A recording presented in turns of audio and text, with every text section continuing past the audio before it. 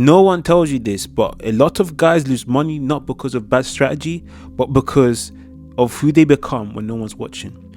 And that terrified me when I realized I was that man. I used to think I was solid, right? Because I built the physique, built the career, built the discipline. Having cold showers, cold plunges. I wasn't going to pay any sort of attention to my emotions. I was just going to be rigid, a tyrant that Rockefeller talks about. But inside, I was still a boy who panicked when love felt unstable and it leaked messy things into my leadership. See, the truth of the matter is that although I looked like I was the strong guy on paper, my leadership required a lot more work. It's like Alex Hormozy when he said the price of success is that you going to the shop and trying to buy some Jordans for a specific amount and not realizing that there's a whole you're short, you're coming up short, and you have to figure out how to pay the rest. And that's the same thing with leadership. By the time you think you can lead others, you start to realize how much more you've got work you need to do within yourself. And this is where, again, I've made deals with my chest tie, and the moment I realized that this wasn't gonna go ahead, I blamed it on the argument I had earlier on that morning. I blamed it on the fact that I wasn't my best version of myself. I blamed it on the fact that I wasn't able to separate the issues I was facing with what was currently in front of me. And in other words, what needed to happen is I needed to start to pay attention to not just the things I was focusing on that I thought made me a disciplined and a clear version of myself, but I needed to start to focus on what was actually causing me to stop the things that were causing these issues, right? And the truth of the matter is that there were things like me being scared of losing approval and walking into rooms looking composed, but having my nervous system telling me I'm not supposed to be there. And the craziest part is that although no one saw it, everyone felt it. Everyone could feel the difference. I remember there was a phase where in my recruiting days, I tried my best to hide the amount of shit I was going through. And my manager comes to me and said, "You're not the same person. I don't know what's going on, but I can tell."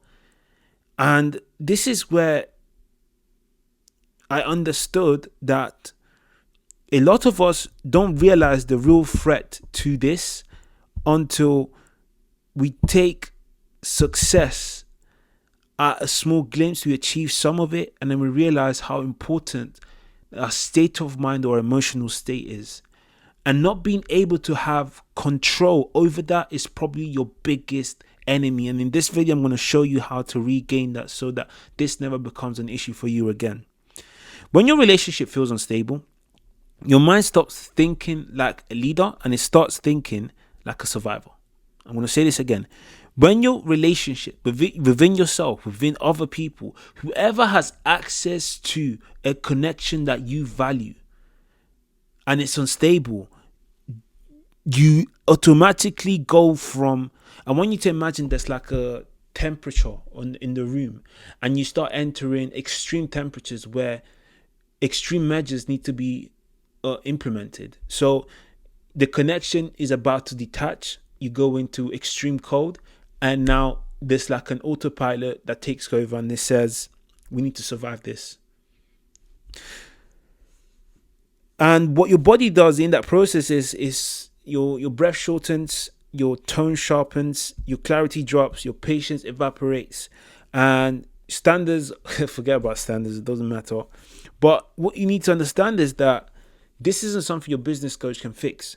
This is something that you need your nervous system to ensure that it's able to sort of increase the threshold it takes to get to that autopilot emergency response, all right, which is technically a reaction. This is where I call it like a delayed response, right? Where as this is happening, you're able to analyze that you're in that extreme critical moment, and you're able to now start thinking about, okay, cool, what does this mean? How do I get this to align right back into what I'm doing? How do I get myself back into stability again? What does that look like for me? And you know what I'm talking about because you've lived it. You see, I've seen that across the people I worked with. I've done that myself. But you go into meetings and everybody knows, including yourself, that you're not really there because of an argument, because of you being distracted by fear, because you sent a paragraph in emotions and regretted it minutes later. I remember there was times where I was in my place of business and I'll send paragraphs back and forth and I couldn't think straight. And someone would come to me and say, wait, right? And I thought, again, I was handling what needed to be handled. You know, everything is on my plate and I'm trying to handle all of this. Everyone should sort of have give me the space I need to sort this out and I'll be just fine. But the people around you don't know the details. So all they know is that something feels off. And the truth of the matter is that this is where it hurts the most, because you now need to either open up and explain to them or act like it's just something that you just need some time to sort out. But either way, it creates, and it's almost like this problem that started from here starts to multiply everywhere else. So what broke me about all of this was the fact that I later on then realized that all of this was caused by me being controlled by emotional patterns I had set in my childhood days. And these are patterns I never questioned. Every single time a paragraph will enter the conversation, I'll go into, I'm not good enough. Here we go again. Having to prove myself. And I'd get defensive. Not knowing that these were my triggers talking out loud.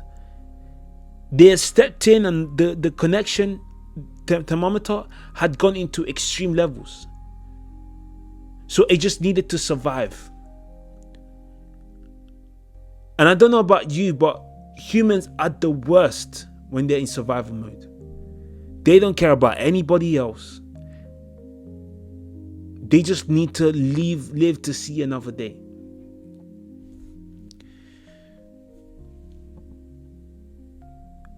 This isn't about losing opportunity because you're unskilled. This is about understanding that you are losing all these things because you're unregulated.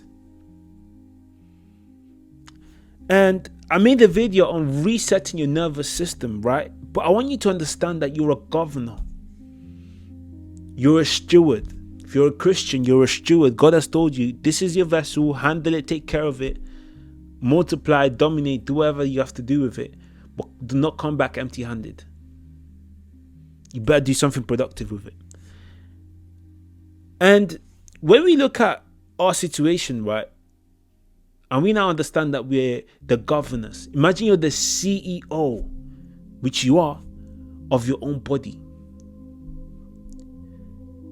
You're the person that has the final say on how the company is represented, on how the internal systems are running. You're the CEO.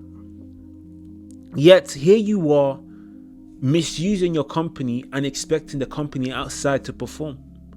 I know no one told you this, but the truth of the matter is that if you're an effective internal CEO, I promise you, outside is going to feel like a piss of piss.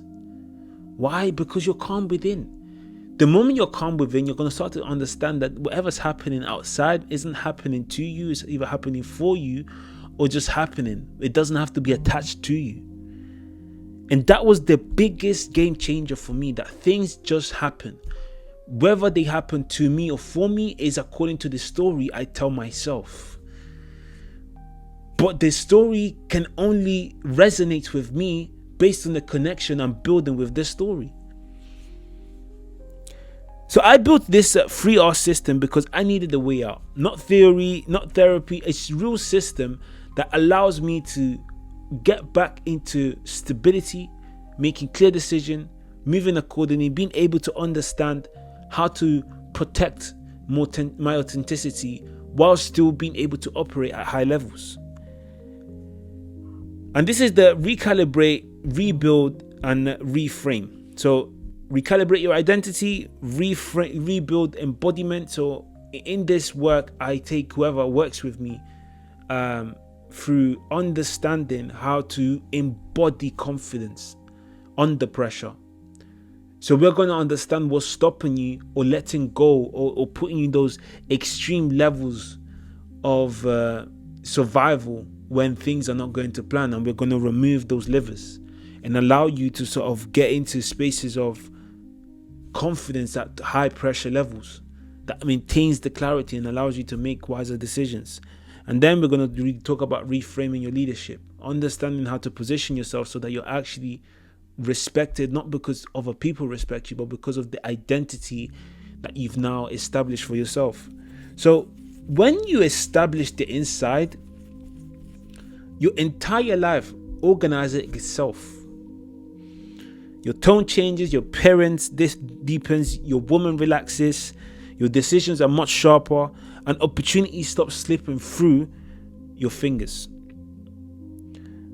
And this is about becoming the version of yourself your life has been waiting for. Now, if you're watching this and you feel exposed, I need you to understand that this is you waking up. Okay? Because the truth of the matter is that you're not weak, you're not weak, you're not miscalibrated, you are fixable.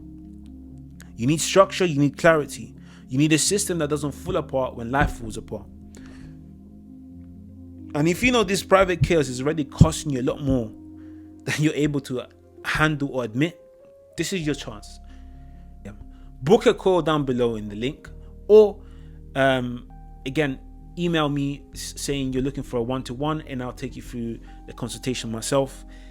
And again, this is on a temporary basis. We are currently actively looking to expand, as it's come to my attention that there's a high request for this. And I want to thank you for watching this video. It really means a lot to me, especially if you watched it till this level. It really helps the algorithm. And I ask this one question: if you've gained value from this video, please share it with someone that you think can benefit from this, because it's words of mouth like this that help the channel grow, help the message grow, and help men like us to build not just better relationships with ourselves, but effectively be just better leaders, because that's what the world is asking for from us right now. You know, I'm a father. Some of you may be fathers watching this too. We need our fathers to be sharp. We need our husbands to be sharp. We need our brothers to be sharp.